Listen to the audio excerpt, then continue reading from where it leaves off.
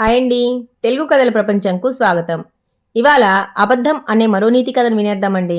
పూర్వకాలంలో రాజమహేరిలో ఒక నిరుపేద బ్రాహ్మణుడు ఉండేవాడు.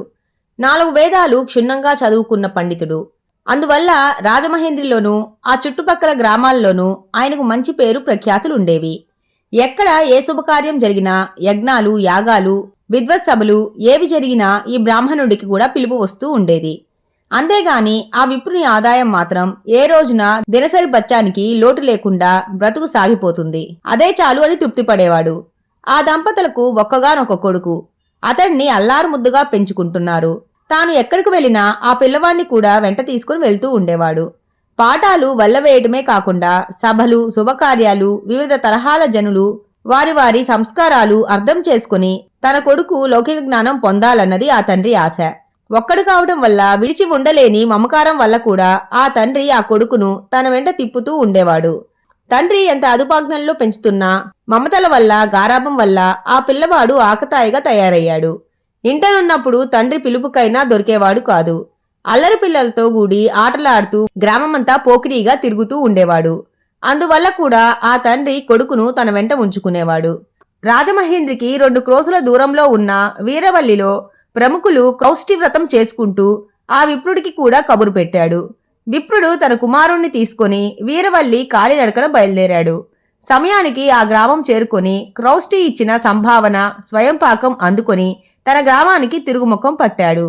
సాయం సమయం కావటం వల్ల అరణ్య మార్గమైనందువల్ల తొందరగా ఇల్లు చేరుకోవాలని విప్రుడు వేగంగా నడవసాగాడు. పిల్లవాడు తండ్రితో సమంగా నడవలేక వెనకబడిపోవటం వల్ల తండ్రి హెచ్చరిస్తూ, పిలుస్తూ, ఆగుతూ నడుస్తున్నాడు. అంతలో ఆ కుర్రవాడికి ఒక ఆలోచన కలిగింది. తండ్రి తన కోసమని ఆగుతున్నాడే కాని వెనకకు రావడం లేదు. వెనక్కు వస్తాడో రాడో చూడాలని ఆక్తాయితనంగా ఆలోచించాడు. నాన్నా పులి అంటూ గావుకేక పెట్టాడు. ముందు నడిచి వెళ్తున్న తండ్రి గుండెలు గుబేలుమన్నాయి. పరుగు పరుగున వెనకకు కొడుకు దగ్గరకు వచ్చాడు.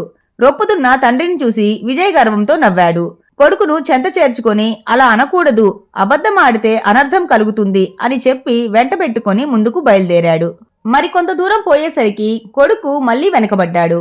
మళ్లీ తండ్రిని ఆడపట్టించాలని నాన్నా పులి అంటూ కేకబెట్టాడు. ఈసారి కూడా ఏమీ లేకపోవడం చూసి తండ్రికి కొడుకు ఆకతాయితనానికి విసవిసలాడుతూ, బాబూ, ఇలాగున పెద్దవాళ్లతో వేలాకోలం ఆడటం, అబద్ధాలు ఆడటం మంచిది కాదు. నీ వెకిలితనం కట్టిపెట్టి తొందరగా నడు. చీకటి పడకముందే అడవిని దాటెయ్యాలి, నడు అంటూ ముందుకు బయలుదేరాడు. ఇద్దరూ వేగంగానే నడుస్తున్నారు. దురదృష్టవశాత్తు పొదల చాటు నుండి ఒక పులి రావటం జరిగింది. కుర్రవాడు భయపడి నాన్నా పులి అంటూ బిగ్గరగా అరిచాడు. తండ్రి కుర్రవాడికి వెటకారం తగ్గలేదనుకుని చాలుగాని తొందరగా రా అంటూ ముందుకు సాగిపోయాడు. ఆ పులి వచ్చి పిల్లవాడి మీద పడింది.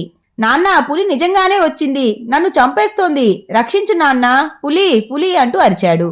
తండ్రి పులి లేదు, గిలి లేదు, అల్లరి మాని తొందరగా రా అన్నాడు.